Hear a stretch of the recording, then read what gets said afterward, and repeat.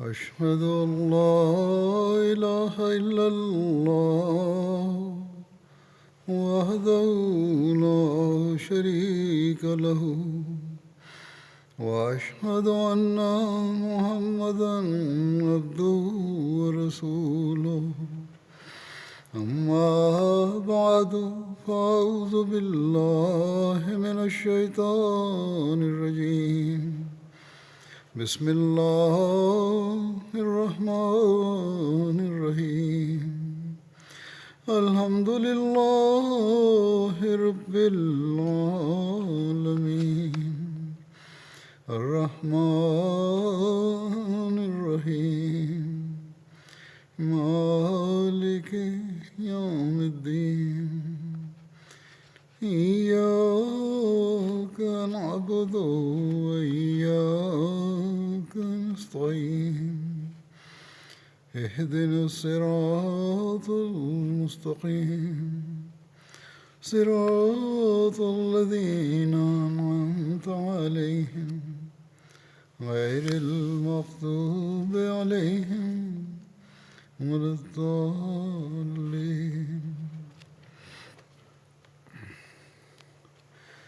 حضرت عثمان رضی اللہ عنہ کا ذکر چل رہا ہے آپ کے غزوات کے بارے میں. ایک غزوہ تھا غزوہ ذات الرقاع.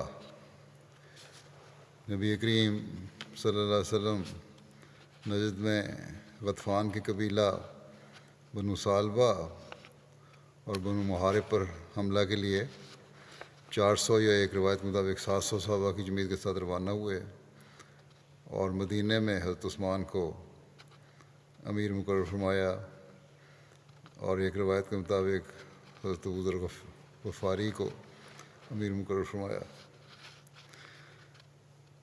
حضرت صلی اللہ علیہ وسلم نجد میں نخل مقام پر پہنچے جسے ذات الرقاع کہتے ہیں. وہاں حضرت صلی اللہ علیہ وسلم کے مقابلے کے لیے بڑا لشکر تیار تھا. دونوں گروہ ایک دوسرے کے بالمقابل ہوئے تاہم جنگ نہ ہوئی اور لوگ ایک دوسرے سے خوفزدہ رہے. اسی جنگ کے دوران پہلی مرتبہ مسلمانوں نے صلاۃ خوف ادا کی.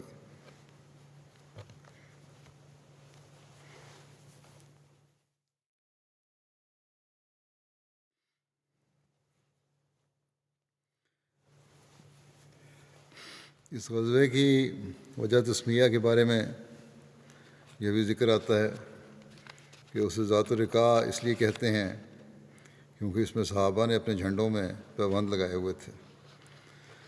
یہ بھی کہا جاتا ہے کہ اس علاقے میں ایک درخت یا پہاڑ تھا جس کا نام ذات الرقاع تھا. بخاری کی ایک روایت میں اس طرح ذکر ہے. حضرت ابو موسیٰ اشعری بیان کرتے ہیں کہ ہم ایک حملے میں نبی صلی اللہ علیہ وسلم کے ساتھ نکلے اور ہم 6 آدمی تھے. ہمارے پاس ایک مشترکہ اونٹ تھا جس پر ہم باری باری سوار ہوتے تھے. ہمارے پاؤں پھٹ گئے، یعنی غزوے میں 6 آدمی نہیں تھے، یہ 6 آدمی اس اونٹ کے لیے تھے. اور میرے دونوں پاؤں بھی پھٹ گئے اور میرے ناخن گر گئے اور ہم اپنے پاؤں پر کپڑوں کے ٹکڑے لپیٹتے تھے. اس لیے اس کا نام غزوہ ذات الرقاع یعنی چیتڑوں والی لڑائی رکھا گیا، کیونکہ ہم کپڑوں کے ٹکڑے اپنے پیروں پر باندھے ہوئے تھے.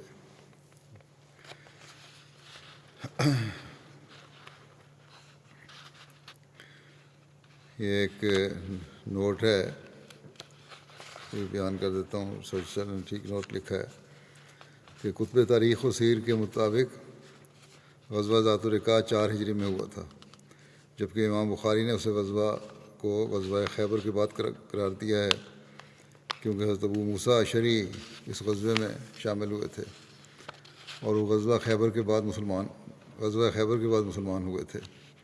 اس لیے 7 ہجری کی تاریخ اس غزوے کی زیادہ قرینہ قیاس ہے.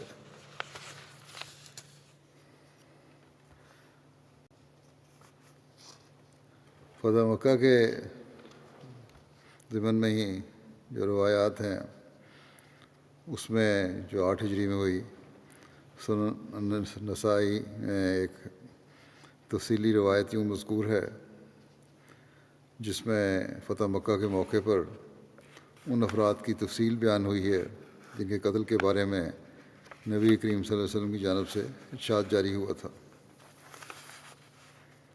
حضرت مصعب بن سعد اپنے والد سے روایت کرتے ہیں کہ مکے کے روز، فتح مکہ کے روز، رسول اللہ صلی اللہ علیہ وسلم نے 4 مردوں اور 2 عورتوں کے علاوہ باقی سب کفار کو امان دے دی تھی۔ آپ نے فرمایا ان 4 کو قتل کر دو، خواہ تم انہیں کعبہ کے پردوں سے چمٹے ہوئے پاؤ۔ وہ اکرمہ بن ابو جہل، عبداللہ بن خطل، مقیس بن سبابہ اور عبداللہ بن سعد بن ابی سرر تھے۔ عبداللہ بن خطل جب پکڑا گیا تو اس نے خانہ کعبہ کے پردوں کو پکڑا ہوا تھا۔ حضرت سعید بن حریث اور حضرت عمار بن یاسر دونوں اس کی طرف لپکے اور سعید نے آگے بڑھ کر اس کو قتل کر دیا۔ مقیس کو لوگوں نے بازار میں پایا اور اسے قتل کر دیا۔ اکرمہ سمندر کی طرف بھاگ گیا۔ کشتی پر سوار لوگوں کو سمندری طوفان نے آ لیا۔ اس پر کشتی والوں نے کہا تم لوگ اخلاص اور سچائی سے کام لو کیونکہ تمہارے معبود یہاں کچھ فائدہ نہیں دیں گے۔ اس پر اکرمہ نے کہا بخدا مجھے سمندر میں اگر کوئی چیز بچائے گی تو اخلاص و سچائی ہے، اور خشکی پر بھی اخلاص و سچائی ہی مجھے بچائے گی۔ اے اللہ میں تجھ سے پختہ عہد کرتا ہوں کہ اگر تو مجھے اس طوفان سے محفوظ رکھے تو میں ضرور محمد صلی اللہ علیہ وسلم کے پاس جا کر ان کے ہاتھ پر اپنا ہاتھ رکھوں گا اور میں ضرور انہیں عفو کرنے والا اور کریم پاؤں گا۔ پھر وہ واپس آیا اور اس نے اسلام قبول کر لیا۔ اس بارے میں زیادہ مشہور روایت یہی ہے کہ جہاز پر چڑھنے سے پہلے ہی اس کی بیوی نے آ کر اسے قائل کر لیا تھا اور واپس لے گئی تھی۔ یہ روایت بھی آگے آ جائے گی۔ بہرحال یہ ایک سنن نسائی کی ایک روایت ہے۔ جہاں تک عبداللہ بن ابی سرہ کا تعلق ہے تو وہ حضرت عثمان بن عفان کے ہاں چھپ گیا۔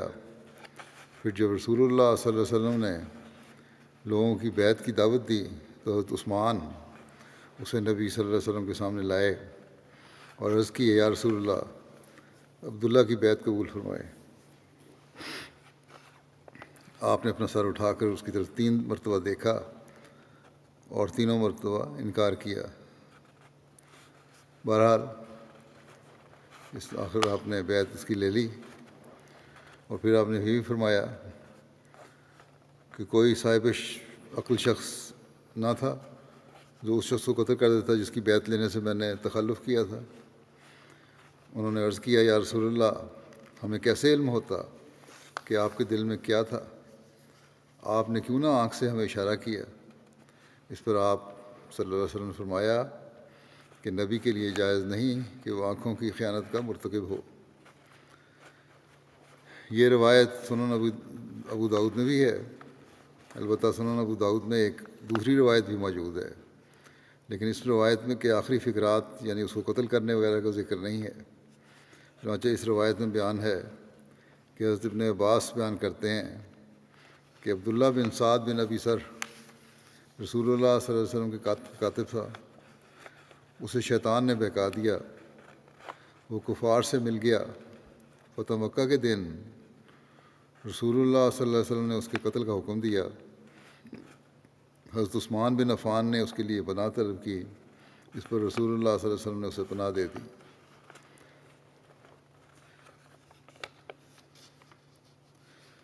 حضرت صلی اللہ علیہ وسلم کے اس بارے میں کہ قتل کرنا تھا کیوں نہیں قتل کیا، اس کے بارے میں یہ بھی ایک وضاحت کی جاتی ہے کہ اس روایت میں حضرت صلی اللہ علیہ وسلم کا صحابہ کو یہ فرمانا کہ جب میں نے بیعت لینے میں تعامل کیا تو تم لوگوں نے اس کو قتل کیوں نہ کر دیا، محل نظر ہے، کیونکہ اگر نبی کریم صلی اللہ علیہ وسلم اس کی بیعت نہ لینا چاہتے اور اس کے قتل کے فیصلے پر قائم رہنا پسند فرماتے تو اس کو قتل کرنے کا ارشاد فرما سکتے تھے۔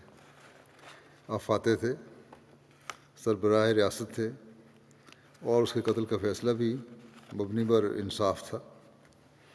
اس لیے ہو سکتا ہے کہ اس روایت میں کسی راوی کی اپنی رائے یا خیال شامل ہو گیا ہو۔ مزید برآں یہ روایت بخاری اور مسلم میں موجود نہیں ہے، اور ابو داؤد میں اسی مضمون کی ایک روایت حضرت ابن عباس سے مروی ہے جس کا ذکر ہو چکا ہے، اور اس میں قتل کرنے کا کوئی ذکر نہیں ہے۔ حضرت مسلم موعود رضی اللہ عنہ سورۃ المومنین کی آیت نمبر 15 کی تفسیر کرتے ہوئے اس واقعے کا تذکرہ یوں بیان کرتے ہیں کہ اس آیت کے ساتھ ایک تاریخی واقعہ بھی وابستہ ہے جس کا یہاں بیان کر دینا ضروری معلوم ہوتا ہے۔ رسول کریم صلی اللہ علیہ وسلم کا ایک کاتب وحی تھا جس کا نام عبداللہ بن ابی سرح تھا۔ آپ پر جب کوئی وحی نازل ہوتی تو اسے بلوا کر لکھوا دیتے۔ ایک دن آپ یہی آیتیں اسے لکھوا رہے تھے جب آپ ثم انشأنا ہو خلقا آخر پر پہنچے تو اس کے منہ سے بے اختیار نکل گیا، فتبارک اللہ احسن الخالقین۔ رسول اللہ صلی اللہ علیہ وسلم نے فرمایا کہ یہی وحی ہے، اس کو لکھ لو۔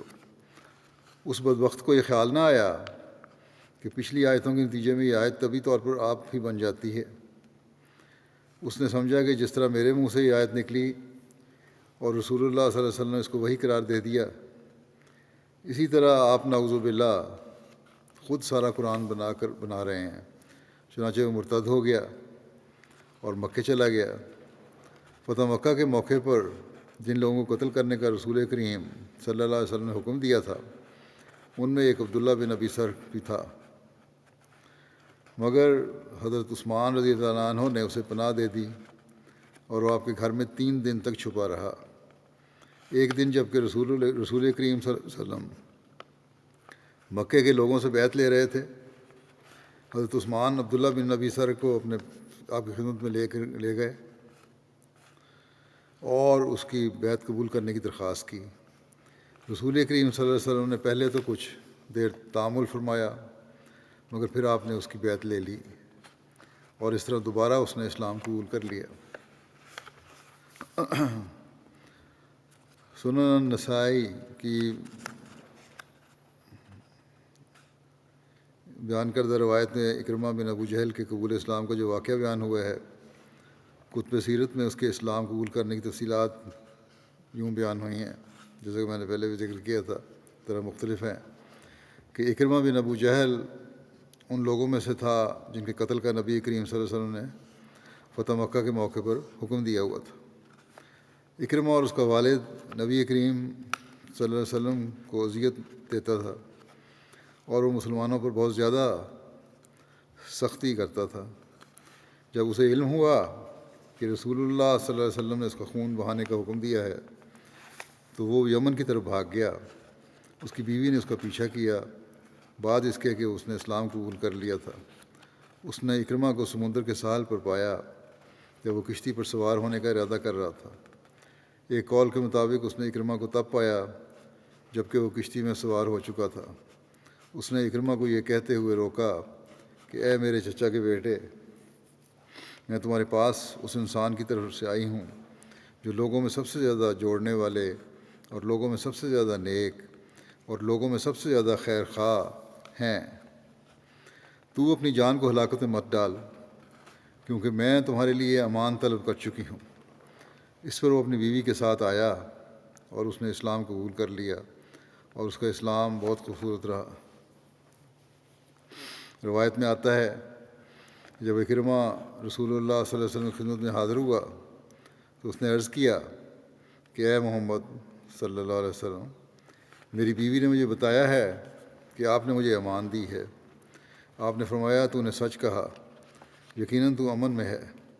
اس پر اکرمہ نے کہا میں گواہی دیتا ہوں کہ اللہ کے سوا کوئی عبادت کے لائق نہیں، وہ اکیلا ہے، اس کا کوئی شریک نہیں، اور آپ اس کے بندے اور اس کے رسول ہیں۔ اور اس نے اپنا سر شرم سے نیچے جھکا لیا۔ اس پر رسول اللہ صلی اللہ علیہ وسلم سے فرمایا اے اکرمہ، تو مجھ سے جو بھی چیز مانگے گا اگر میں اس کی طاقت رکھتا ہوں گا تو ضرور تجھے دوں گا۔ اکرمہ نے عرض کیا کہ میری ہر اس عداوت کے لیے بخشش کی دعا کر دیں جو میں نے آپ سے روا رکھی۔ اس پر آن حضرت صلی اللہ علیہ وسلم نے یہ دعا کی کہ اے اللہ، اکرمہ کی ہر وہ عداوت اس کو بخش دے جو اس نے مجھ سے روا رکھی، یا ہر وہ بری بات بخش دے جو اس نے کی۔ پھر رسول اللہ صلی اللہ علیہ وسلم خوشی سے سرشار اٹھے اور اپنی چادر اس پر ڈال دی اور فرمایا، خوش آمدید اس شخص کو جو ایمان لانے کی حالت میں اور ہجرت کرنے کی حالت میں ہمارے پاس آیا۔ اکرمہ بعد میں بڑے جلیل القدر صحابہ میں شمار ہوتے تھے۔ اکرمہ کے ایمان لانے سے وہ پیشگوئی بھی پوری ہوئی جو آن حضرت صلی اللہ علیہ وسلم اپنے صحابہ سے بیان فرمائی تھی کہ آپ نے خواب میں دیکھا کہ آپ جنت میں ہیں۔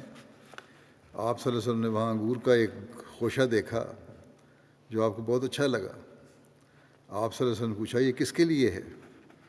تو کہا گیا کہ ابو جہل کے لیے۔ یہ بات آپ پر گراں گزری، اچھی نہیں لگی، آپ کو پریشان ہوئے، اور آپ نے فرمایا، جنت میں تو سوائے مومن جان کے اور کوئی داخل نہیں ہوتا، تو یہ ابو جہل کے لیے کس طرح؟ پھر جب اکرمہ بن ابو جہل نے اسلام قبول کیا تو آپ اس سے خوش ہوئے، اور اس خوشہ کی تعبیر یہ بیان فرمائی کہ اس سے مراد اکرمہ تھا۔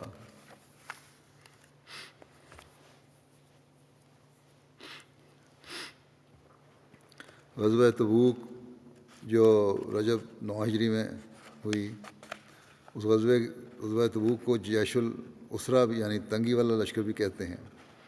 اس غزوے کی تیاری کے لیے حضرت عثمان کو جس مالی خدمت کی توفیق ملی اس کا تذکرہ یوں ملتا ہے کہ غزوہ تبوک کو جیش الاسرا یعنی تنگی والا لشکر بھی کہتے ہیں۔ اس غزوے کی تیاری کے لیے آن حضرت صلی اللہ علیہ وسلم نے تحریک فرمائی، تو حضرت عثمان نے شام کی طرف تجارت کی غرض سے تیار کیا جانے والا اپنا 100 اونٹوں کا قافلہ ان کے کجاووں اور پالانوں سمیت پیش کر دیا۔ آن حضرت صلی اللہ علیہ وسلم نے پھر تحریک فرمائی تو اس غزوہ کی ضروریات کے پیش نظر حضرت عثمان نے مزید 100 اونٹ کجاووں اور پالانوں کے ساتھ تیار کروا کے پیش کر دیے۔ آپ نے پھر تحریک فرمائی تو تیسری مرتبہ حضرت عثمان نے پھر مزید 100 اونٹ کجاووں اور پالانوں کے ساتھ تیار کروا کے آپ کی خدمت میں پیش کیے۔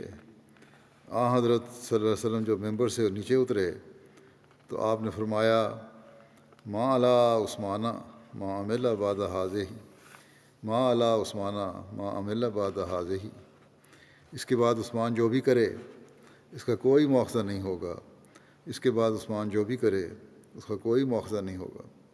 اس کے علاوہ حضرت عثمان نے 200 اوقیہ سونا بھی نبی کریم صلی اللہ علیہ وسلم کے حضور پیش کیا۔ ایک دوسری روایت میں ہے کہ حضرت عثمان نے حاضر ہو کر آن حضرت صلی اللہ علیہ وسلم کی جھولی میں 1000 دینار ڈال دیے۔ اس پر آن حضرت صلی اللہ علیہ وسلم جھولی میں پڑے دیناروں کو الٹتے پلٹتے رہے اور دو مرتبہ فرمایا، ما ذرہ عثمانہ ما عمل بعد اليوم، آج کے بعد عثمان جو بھی کرے گا اس کو کوئی ضرر نہیں پہنچے گا۔ ایک روایت کے مطابق حضرت عثمان نے اس موقع پر 10,000 دینار عطا کیے تو آن حضرت صلی اللہ علیہ وسلم نے حضرت عثمان کے لیے دعا کی، غفر اللہ لکا یا عثمان ما اسررت وما اعلنت وما هو کائن الی یوم القیامہ ما یبالی ما عمل بعدہ، کہ اے عثمان، اللہ تو اس مغفرت کا سلوک فرمائے جو تو نے مخفی طور پر کیا اور جو تو نے اعلانیہ کیا اور جو قیامت تک ہونے والا ہے، اس کے بعد وہ جو بھی عمل کرے اسے کوئی فکر نہیں ہونی چاہیے۔ ایک روایت کے مطابق آپ نے اس جنگ کی تیاری کے لیے 1000 اونٹ اور 70 گھوڑے پیش کیے۔ ایک روایت کے مطابق آن حضرت صلی اللہ علیہ وسلم نے اس موقع پر حضرت عثمان سے فرمایا، اے عثمان، اللہ تعالیٰ تجھے وہ سب کچھ معاف فرمائے جو تو نے مخفی طور پر کیا اور جو تو نے اعلانیہ کیا اور جو قیامت تک ہونے والا ہے۔ اس عمل کے بعد یہ جو بھی کرے اللہ تعالیٰ کو اس کی کوئی پرواہ نہیں۔ ایک روایت کے مطابق آن حضرت صلی اللہ علیہ وسلم نے اس موقع پر حضرت عثمان کے حق میں یہ دعا کی کہ اللہم مرض ان عثمانہ فإنی عنہ راض، کہ اے اللہ تو عثمان سے راضی ہو جا کیونکہ میں اس سے راضی ہوں۔ حضرت مسلم موعود رضی اللہ عنہ بیان فرماتے ہیں کہ صحابہ نے بعض دفعہ اپنے گھر کا مال و اسباب بیچ کر جنگ کے اخراجات پورے کیے، بلکہ یہ بھی نظر آتا ہے کہ بعض دفعہ انہوں نے اپنی جائیدادیں بیچ کر دوسروں پر خرچ کر دیں اور ان کے لیے تمام ضروریات مہیا کیں۔ چنانچہ ایک دفعہ رسول کریم صلی اللہ علیہ وسلم باہر تشریف لائے اور آپ نے فرمایا کہ فلاں سفر پر ہماری فوج جانے والی ہے، مگر مومنوں کے پاس کوئی چیز نہیں، کیا تو کوئی تم میں سے ہے جو ثواب حاصل کرے؟ حضرت عثمان رضی اللہ عنہ یہ سنتے ہی اٹھے اور آپ نے اپنا اندوختہ نکال کر وہ رقم مسلمانوں کے اخراجات کے لیے رسول کریم صلی اللہ علیہ وسلم کی خدمت میں پیش کر دی۔ رسول کریم صلی اللہ علیہ وسلم نے جب یہ دیکھا تو فرمایا عثمان نے جنت خرید لی۔ اسی طرح ایک دفعہ ایک کنواں بک رہا تھا، مسلمانوں کو چونکہ ان دنوں پانی کی بہت تکلیف تھی، اس لیے آپ نے اس موقع پر فرمایا کوئی ہے جو ثواب حاصل کرے؟ حضرت عثمان رضی اللہ عنہ نے عرض کیا یا رسول اللہ حاضر ہوں، میں حاضر ہوں۔ چنانچہ آپ نے وہ کنواں خرید کر مسلمانوں کے لیے وقف کر دیا۔ رسول کریم صلی اللہ علیہ وسلم پھر فرمایا کہ عثمان نے جنت خرید لی۔ اسی طرح ایک اور موقع پر بھی رسول کریم صلی اللہ علیہ وسلم نے حضرت عثمان رضی اللہ عنہ کے متعلق یہی الفاظ کہے۔ غرض 3 موقع ایسے آئے ہیں جہاں رسول کریم صلی اللہ علیہ وسلم نے حضرت عثمان رضی اللہ عنہ کے متعلق فرمایا کہ انہوں نے جنت خرید لی ہے۔ حضرت مسلم موعود بیان فرماتے ہیں کہ رسول کریم صلی اللہ علیہ وسلم نے حضرت عثمان رضی اللہ عنہ کے متعلق بارہا فرمایا ہے کہ انہوں نے جنت خرید لی اور وہ جنتی ہیں۔ اور ایک دفعہ صلح حدیبیہ کے موقع پر جب رسول کریم صلی اللہ علیہ وسلم نے مسلمانوں سے دوبارہ بیعت لی اور حضرت عثمان رضی اللہ عنہ اس وقت موجود نہ تھے، تو آپ نے اپنا ہاتھ دوسرے ہاتھ پر رکھا اور فرمایا یہ عثمان کا ہاتھ ہے، میں اس کی طرف سے اپنے ہاتھ پر رکھتا ہوں۔ اس طرح آپ نے اپنے ہاتھ کو حضرت عثمان رضی اللہ عنہ کا ہاتھ قرار دیا۔ اور پھر ایک دفعہ آپ نے فرمایا اے عثمان، خدا تعالیٰ تجھے ایک قمیص بنائے گا، منافق چاہیں گے کہ وہ تیری اس قمیض کو اتار دیں، مگر تو اس قمیض کو اتاریو نہیں۔ ابھی محمد رسول اللہ صلی اللہ علیہ وسلم حضرت عثمان مسلم فرماتے ہیں کہ اب محمد رسول اللہ صلی اللہ علیہ وسلم حضرت عثمان سے یہ فرماتے ہیں کہ اس قمیض کو نہ اتارنا، اور جو تم سے اس قمیض کو اتارنے کا مطالبہ کرے گا وہ منافق ہوں گے۔ تو اس سے یہ بھی ظاہر ہو گیا کہ جو بھی تھے وہ لوگ وہ منافق تھے، کیونکہ ان کی پیش گوئی آن صلی اللہ نے پہلی فرما دی تھی۔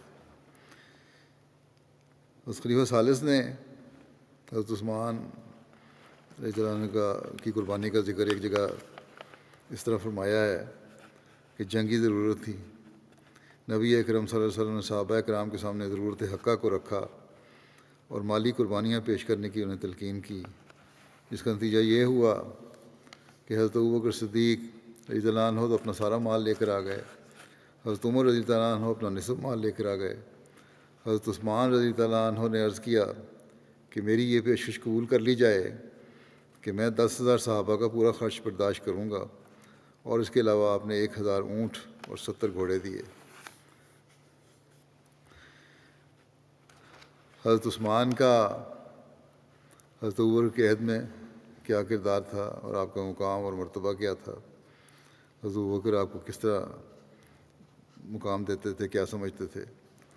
حضرت ابوبکر کے دور خلافت میں حضرت عثمان ان صحابہ اور اہل شورا میں سے تھے جن سے اہم ترین مسائل میں رائے لی جاتی تھی۔ جب حضرت ابوبکر نے فتنہ ارتداد کا مقابلہ کر کے اسے ختم کر دیا تو روم پر چڑھائی کرنے اور مختلف اطراف میں مجاہدین کو روانہ کرنے کا ارادہ فرمایا اور اس سلسلے میں لوگوں سے مشورہ طلب کیا۔ بعض صحابہ نے مشورہ دیا، اس پر حضرت ابوبکر نے مزید مشورہ طلب فرمایا، جس پر حضرت عثمان نے عرض کیا کہ آپ اس دین کے ماننے والوں کے خیر خواہ اور مشفق ہیں۔ بس جب آپ جس رائے کو عام لوگوں کے لیے مفید سمجھیں تو اس پر عمل کرنے کا پختہ عزم کر لیں، کیونکہ آپ کے بارے میں بدظنی نہیں کی جا سکتی. یعنی حضرت ابوبکر کو عرض کیا کہ آپ کے بارے میں بدظنی نہیں کی جا سکتی. اس پر حضرت طلحہ، حضرت زبیر، حضرت سعد، حضرت ابو عبیدہ، حضرت سعید بن زید اور اس مجلس میں موجود مہاجرین اور انصار نے کہا حضرت عثمان نے سچ کہا. آپ جو مناسب سمجھیں کر گزریں، ہم نہ تو آپ کی مخالفت کریں گے اور نہ ہی آپ پر کوئی الزام لگائیں گے. اس کے بعد حضرت علی نے گفتگو کی. پھر حضرت ابوبکر لوگوں میں کھڑے ہوئے اور اللہ تعالیٰ کا ذکر بیان کیا جس کا وہ اہل ہے، اور نبی کریم صلی اللہ علیہ وسلم پر درود بھیجا. پھر فرمایا، اے لوگو، اللہ تعالیٰ نے تم پر اسلام کے ذریعے سے فضل نازل فرمایا اور جہاد کے ذریعے تمہیں عزت بخشی اور اس دین کے ذریعے تم لوگوں کو تمام ادیان پر فضیلت بخشی. بس اے اللہ کے بندو، ملک شام میں روم کے ساتھ جنگ کے لیے لشکر کی تیاری کرو. حضرت ابوبکر نے جب اپنے اصحاب سے مشورہ کیا کہ حضرت عوان بن سعید کے بعد کس کو بحرین کا گورنر بنا کر بھیجا جائے، تو حضرت عثمان بن عفان نے عرض کیا، اس آدمی کو بھیجیں جسے رسول اللہ صلی اللہ علیہ وسلم نے بحرین والوں پر گورنر مقرر فرمایا تھا، اور وہ ان کے قبول اسلام اور اطاعت کرنے کا موجب ہوا تھا، اور وہ ان لوگوں سے اور ان کے علاقے سے بھی اچھی طرح واقف ہے. وہ علا بن حضرمی ہے. اس پر حضرت ابوبکر نے علا بن حضرمی کو بحرین بھیجنے پر اتفاق کر لیا.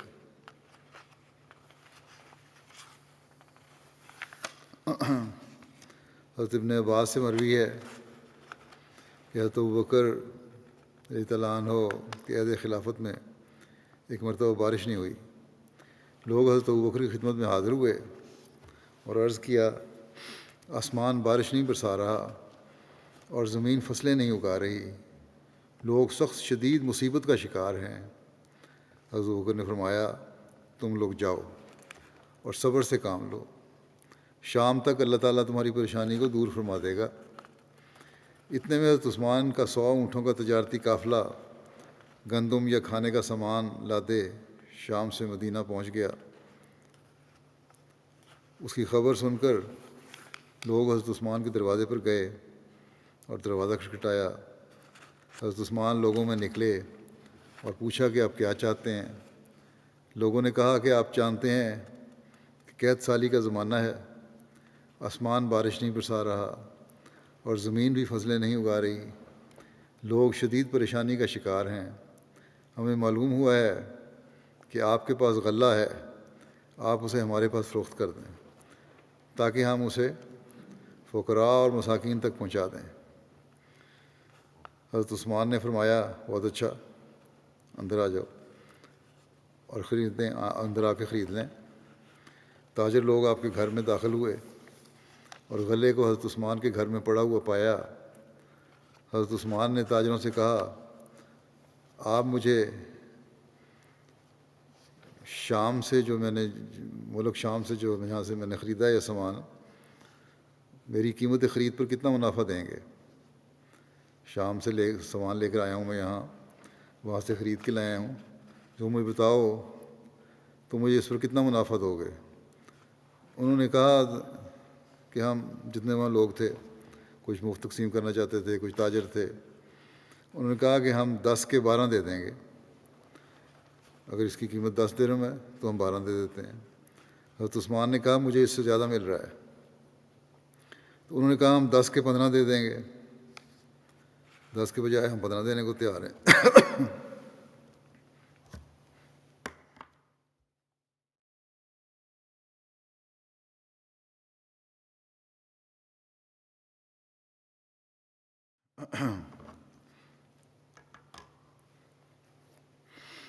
حضرت عثمان نے کہا، مجھے اس سے بھی زیادہ مل رہا ہے. تاجروں نے کہا، اے ابو عمر، مدینہ میں تو ہمارے علاوہ اور کوئی تاجر نہیں ہے،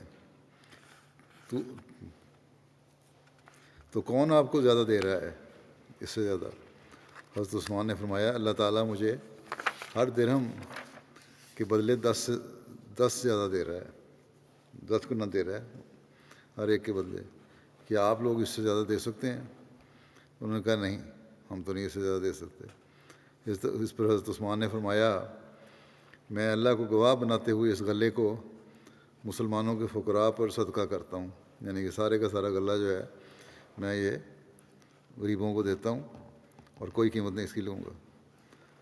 حضرت ابن عباس فرماتے ہیں کہ میں نے اس رات جن سے یہ واقعہ ہوا، غلہ تقسیم کیا گیا، صدقہ دیا گیا، کہتے ہیں کہ میں نے اس رات رسول اللہ صلی اللہ علیہ وسلم کو خواب میں دیکھا، آپ ایک غیر عربی گھوڑے پر سوار ہیں جو بڑے جسے والا ہے، آپ پر نور کی پوشاک ہے اور آپ کے پیروں میں نور کی جوتیاں ہیں اور ہاتھ میں نور کی چھڑی ہے اور آپ جلدی میں ہیں۔ میں نے عرض کی یا رسول اللہ میں آپ کا اور آپ سے گفتگو کا بہت مشتاق ہوں، آپ اتنی جلدی میں کہاں تشریف لے جا رہے ہیں؟ آپ صلی اللہ علیہ وسلم نے فرمایا اے ابن عباس، عثمان نے ایک صدقہ کیا ہے اور اللہ تعالیٰ نے اسے قبول فرما لیا ہے اور جنت میں اس کی شادی کی ہے اور ہمیں ان کی شادی میں شرکت کی دعوت دی گئی ہے۔ حضرت عثمان کا حضرت عمر کے عہد میں کردار اور مقام اور مرتبہ کے بارے میں چند باتیں بیان کرتا ہوں۔ جب حضرت عمر خلیفہ بنے تو آپ نے بڑے بڑے صحابہ سے بیت المال سے اپنے وظیفے کے متعلق مشورہ کیا۔ اس پر حضرت عثمان نے عرض کیا کھائیے اور کھلائیے، جو ضروریات ہیں آپ کی آپ پوری کریں اور جو لوگوں کی ضروریات ہیں وہ بھی پوری کریں، کوئی کہیں فکس کرنے کی ضرورت نہیں ہے۔ جب اسلامی فتوحات کا سلسلہ وسیع ہوا اور مال کی کثرت ہوئی تو حضرت عمر نے صحابہ میں سے بعض کو اس مال کے بارے میں مشاورت کے لیے اکٹھا کیا۔ حضرت عثمان نے عرض کیا میں دیکھتا ہوں کہ مال بہت ہو گیا ہے جو لوگوں کے لیے کافی ہے، اگر لوگوں کے اعداد و شمار اکٹھے نہ کیے گئے تاکہ یہ معلوم ہو سکے کہ کس نے لے لیا ہے اور کس نے نہیں لیا تو مجھے ڈر ہے کہ مشکلات پیدا ہوں گی، بعض دفعہ دو دفعہ لے جائیں گے لوگ، باقاعدہ انتظام ہونا چاہیے، کھاتے بننے چاہیے۔ اس پر حضرت عمر نے حضرت عثمان کی رائے کو اختیار فرمایا اور مردم شماری کر کے لوگوں کے نام رجسٹروں میں محفوظ کرنے کا کام عمل میں آیا اور باقاعدہ پھر اس کے حساب سے ہر ایک کو امداد ملنی شروع ہوئی۔ حضرت عثمان کی خلافت کی بابت حضرت صلی اللہ علیہ وسلم کی ایک پیشگوئی بھی ہے، پہلے ذکر ہو چکا ہے اس کا اشارتاً، قمیص پہننے کا اور منافقوں کو قمیض اتارنے کا۔ یہ حضرت ابوبکر سے روایت ہے کہ نبی کریم صلی اللہ علیہ وسلم نے ایک دن فرمایا تم میں سے کسی نے خواب دیکھی ہے؟ ایک شخص نے کہا میں نے دیکھا، گویا ایک ترازو آسمان سے اترا اور آپ صلی اللہ علیہ وسلم کو اور حضرت ابوبکر کو تولا گیا تو آپ ابوبکر سے بھاری نکلے، پھر حضرت عمر اور حضرت ابوبکر کو تولا گیا تو حضرت ابوبکر بھاری نکلے، پھر حضرت عمر اور حضرت عثمان کو تولا گیا تو حضرت عمر بھاری نکلے، پھر ترازو اٹھا لیا گیا تو ہم نے رسول اللہ صلی اللہ علیہ وسلم کے چہرے سے ناپسندیدگی دیکھی۔ آپ نے اس خواب پر خوشی کا اظہار نہیں کیا، بڑے ناپسندیدگی ہوئی۔ ایک اور روایت یوں ہے کہ حضرت جابر بن عبداللہ بیان کرتے ہیں کہ رسول اللہ صلی اللہ علیہ وسلم نے فرمایا آج کی رات ایک صالح شخص کو خواب میں دکھایا گیا کہ حضرت ابوبکر کو رسول اللہ صلی اللہ علیہ وسلم سے جوڑ دیا گیا ہے اور حضرت عمر کو حضرت ابوبکر سے اور حضرت عثمان کو حضرت عمر سے۔ حضرت جابر بیان کرتے ہیں کہ جب ہم رسول اللہ صلی اللہ علیہ وسلم کے پاس سے اٹھ کر آئے تو ہم نے کہا کہ مرد صالح سے مراد تو رسول اللہ صلی اللہ علیہ وسلم ہیں، اور بعض کا بعض سے جوڑے جانے کا مطلب یہ ہے کہ یہی لوگ اس امر یعنی دین کے والی ہوں گے جس کے ساتھ اللہ تعالیٰ نے اپنے نبی صلی اللہ علیہ وسلم کو مبعوث فرمایا ہے۔ حضرت سمرہ بن جندب بیان کرتے ہیں کہ ایک شخص نے کہا یا رسول اللہ میں نے دیکھا گویا کہ آسمان سے ایک ڈول لٹکایا گیا پہلے حضرت ابوبکر آئے تو اس کی دونوں لکڑیاں پکڑ کر اس میں سے تھوڑا سا پیا، پھر عمر آئے تو اس کی دونوں لکڑیاں پکڑیں اور انہوں نے خوب سیر ہو کر پیا، پھر عثمان آئے اور اس کی دونوں لکڑیاں پکڑیں اور خوب سیر ہو کر پیا، پھر حضرت علی آئے اور اس کی دونوں لکڑیاں پکڑیں تو وہ چھلک گیا اور اس میں سے کچھ ان کے اوپر بھی بڑھ گیا۔ یہ بھی خلافت کی ترتیب کے لحاظ سے ہی اشارہ تھا، اور اس علی کے ساتھ جو سارا دور گزرا وہ مشکلات کا ہی تھا، اس طرف اشارہ تھا کہ صحیح طرح پینے کا موقع نہیں ملا۔ حضرت عثمان کے انتخاب خلافت کے لیے جو مجلس شورا قائم ہوئی تھی، اس بارے میں حضرت مسور بن مخرمہ بیان کرتے ہیں کہ حضرت عمر بن خطاب اپنے اوپر ہونے والے حملے کے بعد جب ابھی ٹھیک تھے تو آپ سے بار بار درخواست کی جاتی کہ آپ کسی کو خلیفہ مقرر فرما دیں، لیکن آپ انکار فرماتے۔ ایک روز آپ ممبر پر تشریف لائے اور چند کلمات کہے اور فرمایا، اگر میں مر جاؤں تو تمہارا معاملہ ان 6 افراد کے ذمہ ہوگا جو رسول اللہ صلی اللہ علیہ وسلم سے اس حالت میں جدا ہوئے جبکہ آپ ان سے راضی تھے: علی بن ابو طالب اور آپ کے نظیر زبیر بن عوام، عبد الرحمن بن عوف اور آپ کے نظیر عثمان بن عفان، طلحہ بن عبید اللہ اور آپ کے نظیر سعد بن مالک۔ پھر آپ نے فرمایا، خبردار، میں تم سب کو فیصلہ کرنے میں اللہ کا تقوی اختیار کرنے اور تقسیم میں انصاف کرنے کا حکم دیتا ہوں۔ ابو جعفر بیان کرتے ہیں کہ حضرت عمر بن خطاب نے انتخاب خلافت کے لیے مجلس شورا کے اراکین سے کہا کہ اپنے اس معاملے میں باہم مشورہ کرو، پھر اگر دونوں طرف 2 ووٹ ہوں تو دوبارہ مشورہ کرو، اور اگر 4 اور 2 ووٹ ہوں تو پھر جس کے ووٹ زیادہ ہوں اسے اختیار کرو۔ زید بن اسلم اپنے والد سے بیان کرتے ہیں کہ حضرت عمر نے فرمایا، اگر دونوں طرف 3 ووٹ ہوں تو جس طرف حضرت عبد الرحمن بن عوف ہوں گے اس طرف کے لوگوں کی سننا اور اطاعت کرنا۔ عبد الرحمن بن سعید بیان کرتے ہیں کہ جب حضرت عمر زخمی ہوئے تو آپ نے فرمایا، صہیب تم لوگوں کو 3 دن تک نماز پڑھائیں گے، یعنی کہ صہیب کو امام الصلاۃ مقرر فرمایا۔ پھر فرمایا، اپنے اس معاملے میں یعنی خلافت کے بارے میں مشاورت کرو، اور یہ معاملہ ان 6 افراد کے سپرد ہے، پھر اس کے بعد جو تمہاری مخالفت کرے اس کی گردن اڑا دو۔ حضرت انس بن مالک بیان کرتے ہیں کہ حضرت عمر نے اپنی وفات سے کچھ دیر قبل حضرت ابو طلحہ کی طرف پیغام بھیجا اور فرمایا، اے ابو طلحہ، تو اپنی قوم انصار میں سے 50 افراد کو لے کر ان اصحاب شورا کے پاس چلے جاؤ اور انہیں 3 دن تک نہ چھوڑنا یہاں تک کہ وہ اپنے میں سے کسی کو امیر منتخب کر لیں۔ اے اللہ، تو ان پر میرا خلیفہ ہے۔ اسحاق بن عبداللہ بیان کرتے ہیں کہ حضرت ابو طلحہ اپنے ساتھیوں کے ہمراہ حضرت عمر کی قبر تیار ہوتے وقت کچھ دیر رکے اور اس کے بعد اصحاب شورا کے ساتھ ہی رہے۔ پھر جب ان اصحاب شورا نے اپنا معاملہ حضرت عبد الرحمن بن عوف کے سپرد کر دیا اور کہا کہ وہ جسے چاہیں امیر مقرر کر دیں، تو حضرت ابو طلحہ اس وقت تک حضرت عبد الرحمن بن عوف کے گھر کے دروازے پر رہے جب تک کہ حضرت عبد الرحمن بن عوف نے حضرت عثمان کی بیعت نہ کر لی۔ حضرت سلمہ بن ابو سلمہ اپنے والد سے روایت کرتے ہیں کہ سب سے پہلے حضرت عبد الرحمن بن عوف نے حضرت عثمان کی بیعت کی، پھر اس کے بعد حضرت علی نے۔ حضرت عمر کے آزاد کردہ غلام عمر بن امیرہ اپنے دادا سے روایت کرتے ہیں کہ میں نے دیکھا کہ سب سے پہلے حضرت علی نے حضرت عثمان کی بیعت کی، اس کے بعد لوگوں نے پے در پے آپ کی بیعت کی۔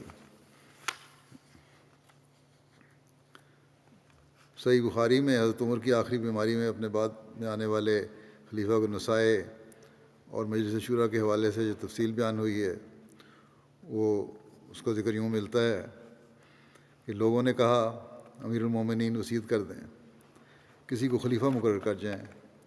انہوں نے فرمایا میں اس خلافت کا حقدار ان چند لوگوں میں سے بڑھ کر اور کسی کو نہیں پاتا کہ رسول اللہ صلی اللہ علیہ وسلم اس ایسی حالت میں فوت ہوئے کہ آپ صلی اللہ علیہ وسلم ان سے راضی تھے، اور انہوں نے حضرت علی، حضرت عثمان، حضرت عبیر، حضرت طلحہ، حضرت سعد اور حضرت عبد الرحمن بن عوف کا نام لیا اور کہا عبداللہ بن عمر تمہارے ساتھ شریک رہے گا اور اس خلافت میں اس کا کوئی حق نہیں۔ یہ پہلے روایت میں بھی بیان کر چکا ہوں، اس لیے مختصر بیان کرتا ہوں یہاں۔ بہرحال حضرت عمر کی وفات کے بعد جب ان کی تدفین سے فراغت ہوئی تو وہ آدمی جمع ہوئے جن کا نام حضرت عمر نے لیا تھا۔ حضرت عبد الرحمن بن عوف نے کہا اپنا معاملہ اپنے میں سے 3 آدمیوں کے سپرد کر دو۔ حضرت زبیر نے کہا میں نے اپنا اختیار حضرت علی کو دیا، اور حضرت طلحہ نے کہا میں نے اپنا اختیار حضرت عثمان کو دیا، اور حضرت سعد نے کہا میں نے اپنا اختیار حضرت عبد الرحمن بن عوف کو دیا۔ حضرت عبد الرحمن نے حضرت علی اور حضرت عثمان سے کہا آپ دونوں میں جو بھی اس عمر سے دستبردار ہوگا ہم اسی کے حوالے اس معاملے کو کر دیں گے، اور اللہ اور اسلام اس کا نگران ہوگا، یعنی انتخاب خلافت کا معاملہ اس کی سپرد کر دیا جائے گا، ان میں سے اسی کو تجویز کرے گا جو اس کے نزدیک افضل ہے۔ اس بات نے دونوں بزرگوں کو خاموش کر دیا۔ پھر حضرت عبد الرحمن نے کہا کہ کیا آپ اس معاملہ کو میرے سپرد کرتے ہیں، اور اللہ میرا نگران ہے کہ جو آپ میں سے افضل ہے اس کو تجویز کرنے کے متعلق کوئی بھی کمی نہیں کروں گا۔ پھر یہی ہے کہ میرے سپرد کر دو، اب اس کمیٹی کی صدارت جو ہے وہ پھر میرے سپرد ہو جائے گی۔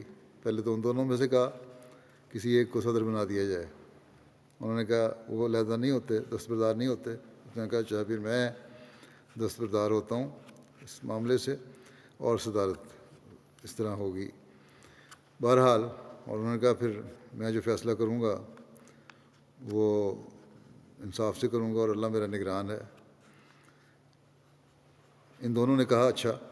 پھر عبد الرحمن ان دونوں میں سے ایک کا ہاتھ پکڑ کر لگ لے گئے اور کہنے لگے آپ کا حضرت صلی اللہ علیہ وسلم سے رشتے کا تعلق ہے اور اسلام میں آپ کا جو مقام ہے وہ آپ جانتے ہیں، اللہ آپ کا نگران ہے، بتائیں اگر میں آپ کو امیر بناؤں تو کیا آپ ضرور انصاف کریں گے، اور اگر میں عثمان کو امیر بناؤں تو آپ اس کی بات سنیں گے، یعنی حضرت علی کا ہاتھ پکڑ کے لے گئے پہلے، اور ان کا حکم مانیں گے؟ ان سے پوچھا۔ پھر حضرت عبد الرحمن دوسرے کو تنہائی میں لے گئے، یعنی اب حضرت عثمان کی باری آئی، اور ان سے بھی ویسے ہی کہا۔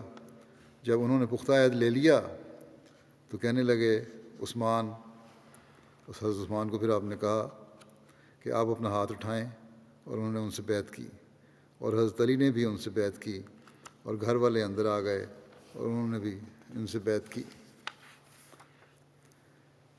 حضرت مسلم موعود رضی اللہ عنہ حضرت عمر کی وفات اور حضرت عثمان کے خلیفہ منتخب ہونے کی بابت بیان فرماتے ہیں کہ حضرت عمر جب زخمی ہوئے اور آپ نے محسوس کیا کہ اب آپ کا آخری وقت قریب ہے تو آپ نے 6 آدمیوں کے متعلق وصیت کی کہ وہ اپنے میں سے ایک کو خلیفہ مقرر کر لیں۔ وہ 6 آدمی یہ تھے حضرت عثمان، حضرت علی، حضرت عبد الرحمن بن عوف، حضرت سعد بن وقاص، حضرت زبیر، حضرت طلحہ۔ اس کے ساتھ ہی حضرت عبداللہ بن عمر کو بھی آپ نے اس مشورے میں شریک کرنے کے لیے مقرر فرمایا، مگر خلافت کا حقدار قرار نہ دیا، اور وصیت کی کہ یہ سب لوگ 3 دن میں فیصلہ کریں، اور 3 دن کے لیے صہیب کو امام الصلاۃ مقرر کیا، اور مشورہ کی نگرانی مقداد بن اسود کے سپرد کی، اور انہوں نے ہدایت کی کہ وہ سب کو ایک جگہ جمع کر کے فیصلہ کرنے پر مجبور کریں اور خود تلوار لے کر دروازے پر پہرا دیتے رہیں، اور فرمایا کہ جس پر کثرت رائے سے اتفاق ہو سب لوگ اس کی بیعت کریں، اور اگر کوئی انکار کرے تو اسے قتل کر دو، لیکن اگر دونوں طرف 3 ہو جائیں تو عبداللہ بن عمر ان میں سے جس کو تجویز کریں وہ خلیفہ ہو، اگر اس فیصلے پر وہ راضی نہ ہوں تو جس طرح عبد الرحمن بن عوف ہوں وہ خلیفہ ہو۔ آخر 5 اصحاب نے مشورہ کیا، کیونکہ طلحہ اس وقت مدینہ میں نہیں تھے، مگر کوئی نتیجہ برآمد نہ ہوا، بہت لمبی بحث کے بعد حضرت عبد الرحمن بن عوف نے کہا کہ اچھا، جو شخص اپنا نام واپس لینا چاہتا ہے وہ بولے۔ جب سب خاموش رہے تو حضرت عبد الرحمن بن عوف نے کہا کہ سب سے پہلے میں اپنا نام واپس لیتا ہوں۔ پھر حضرت عثمان نے کہا کہ میں بھی لیتا ہوں۔ پھر باقی دو نے بھی کہا۔ حضرت علی خاموش رہے۔ آخر انہوں نے حضرت عبد الرحمن بن عوف سے عہد لیا کہ وہ فیصلہ کرنے میں کوئی رعایت نہیں کریں گے۔ انہوں نے عہد کیا اور سب کام ان کے سپرد ہو گیا، یعنی حضرت عبد الرحمن بن عوف کے سپرد ہو گیا۔ حضرت عبد الرحمن بن عوف 3 دن مدینہ کے ہر گھر گئے اور مردوں اور عورتوں سے پوچھا کہ ان کی رائے کس شخص کی خلافت کے حق میں ہے۔ سب نے یہی کہا کہ انہیں حضرت عثمان کی خلافت منظور ہے۔ چنانچہ انہوں نے حضرت عثمان کے حق میں اپنا فیصلہ دے دیا اور وہ خلیفہ ہو گئے۔ علامہ ابن سعد لکھتے ہیں کہ حضرت عثمان بن عفان کی 29 ذوالحجہ 23 ہجری کو پیر کے روز بیعت کی گئی۔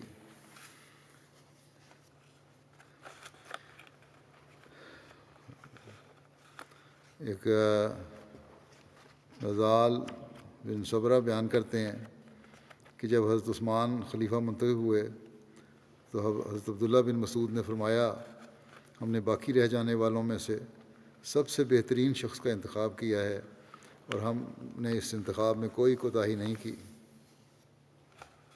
حضرت عثمان نے خلافت متمکن ہونے کے بعد جب پہلا خطاب فرمایا، اس کے بارے میں روایت یہ ہے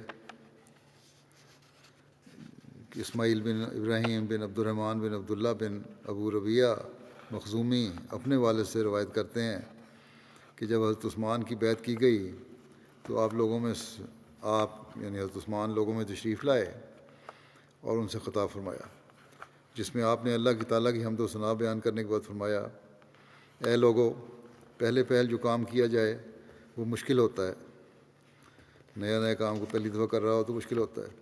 آج کے بعد اور بھی دن آنے والے ہیں، اگر میں زندہ رہا تو انشاءاللہ تمہارے سامنے مناسب خطاب بھی کر سکوں گا۔ آج تو یہ مختصر خطاب کر رہا ہوں میں، آئندہ دن بھی آئیں گے، مناسب خطاب کروں گا۔ پھر فرمایا، ہم کوئی خطیب نہیں ہیں مگر اللہ تعالیٰ ہمیں سکھا دے گا، خطاب کرنے کے طریقے بھی سکھا دے گا اللہ تعالیٰ۔ بدر بن عثمان اپنے چچا سے روایت کرتے ہیں کہ جب اہل شورا نے حضرت عثمان کی بیعت کر لی تو آپ اس حال میں باہر تشریف لائے کہ آپ ان سب سے زیادہ غمگین تھے۔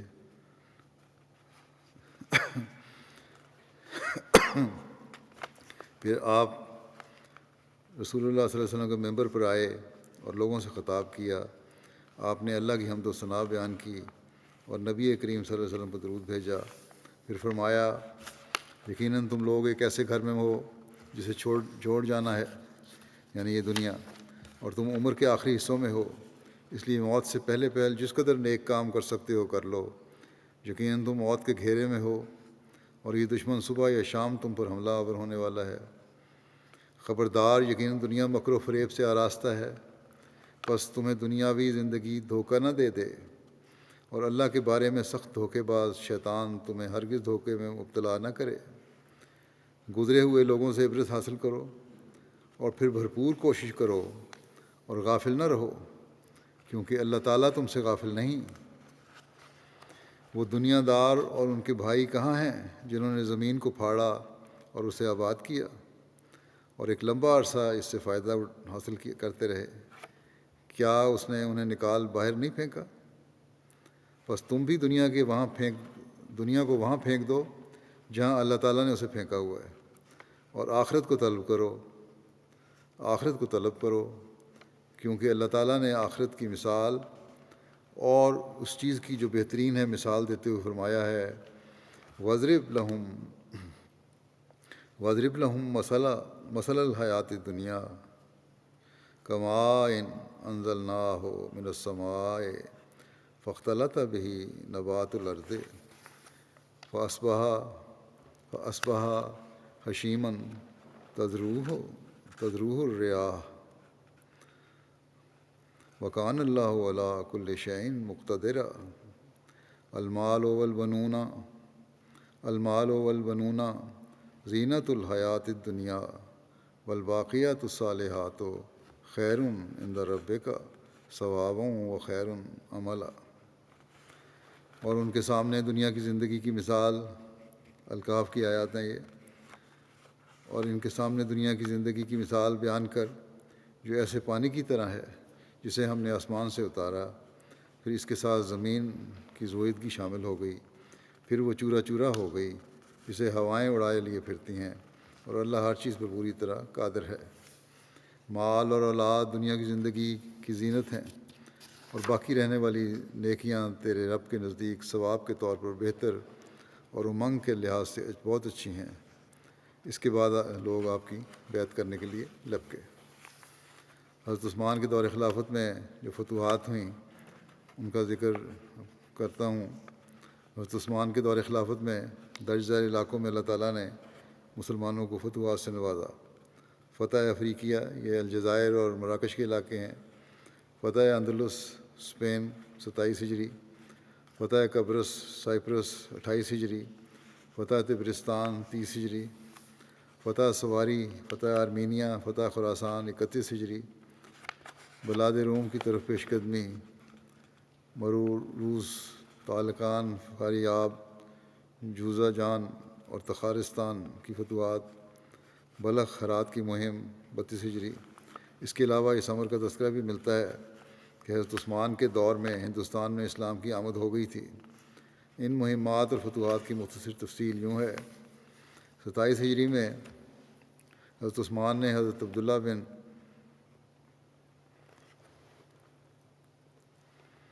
ابی سر کو 10,000 فوج دے کر افریقیہ روانہ فرمایا۔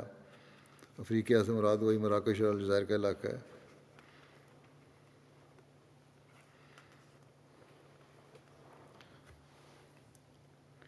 بس اللہ نے مسلمانوں کو فتح دی۔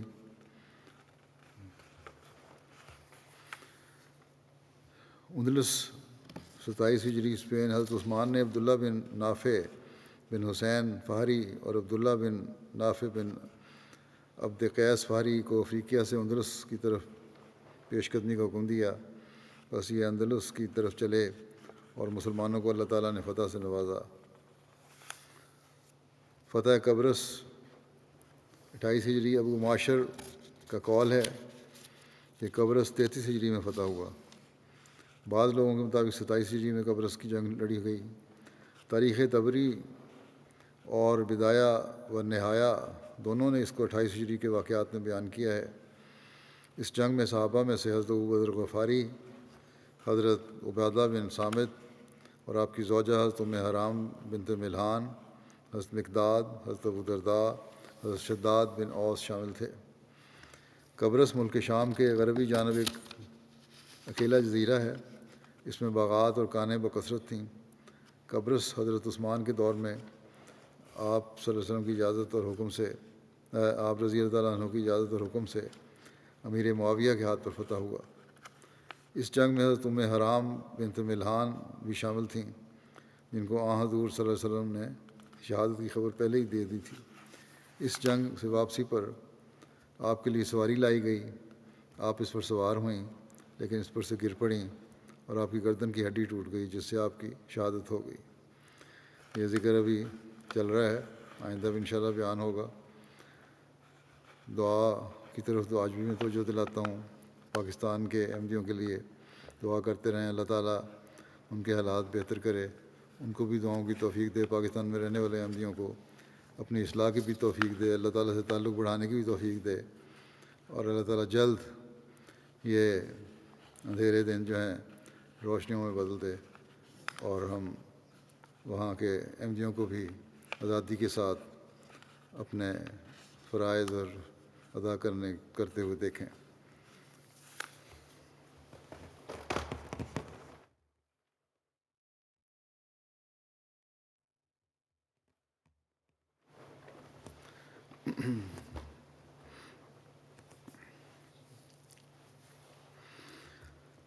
الحمد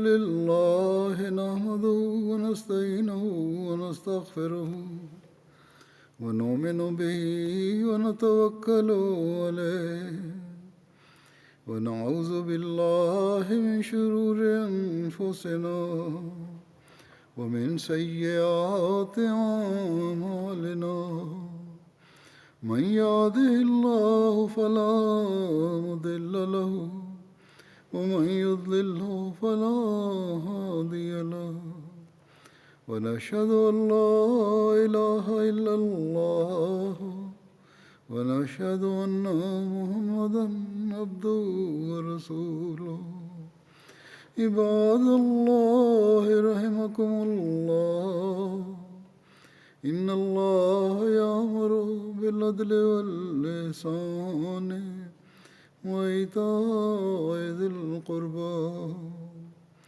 وينهى عن الفحشاء والمنكر والبغي يعظكم لعلكم تذكرون اذكروا الله يذكركم وادعوه يستجب لكم ولذكر الله أكبر.